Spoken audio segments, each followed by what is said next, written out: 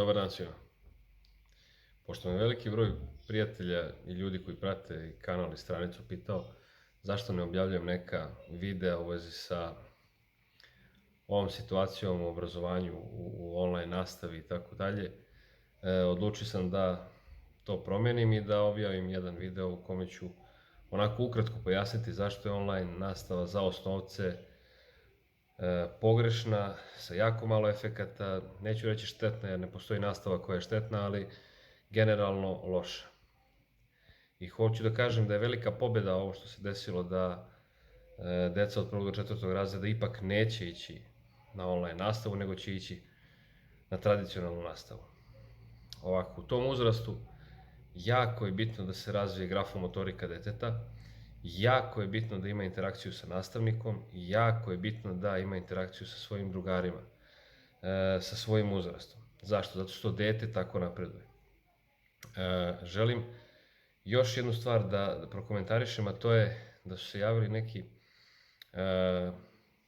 plaćeni oglasi, odnosno da se javljaju neke firme, kompanije koje vide način zarade tako što objavljuju da će raditi online nastavu sa decom, sa vašom decom, da će, ako vi radite, oni raditi domaće sa njima. Ljudi, to je katastrofa. Znači, domaći zadaci nisu za roditelje. Domaći zadaci nisu za firme koje će profitirati nad vašom decom. Domaći zadaci su za decu.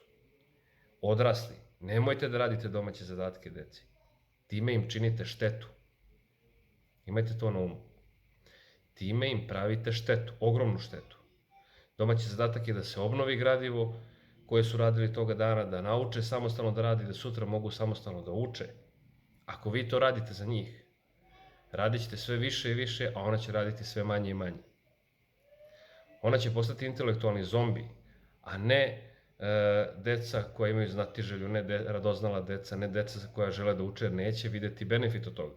Misliće da ne mogu da rade bez vas. To je netačno. Ona i tekako mogu da rade bez vas. Nemojte pametovati, nemojte se praviti pametni ako niste iz te oblasti. Jednostavno poslušajte profesore. Roditelji, što se manje mešate u proces nastave, naravno pričamo o većini odličnih i dobrih profesora koji postoje u Srbiji. Nemojte se hvatati nekih devijantnih izuzetaka koji postoje, oni su nebitni. Većina je normalna, didaktički ispravna, pedagoški ispravna, uči sjajno decu, podržite nastavnike. Roditelji, što se manje budete mešali u nastavu, nastava će biti bolja, profesori će biti srećniji, deca će biti obrazovanija i srećnija. Toliko imam za vas i ne dozvolite online nastavu za vašu decu u mlađem dečijem uzrastu, u osnovcima.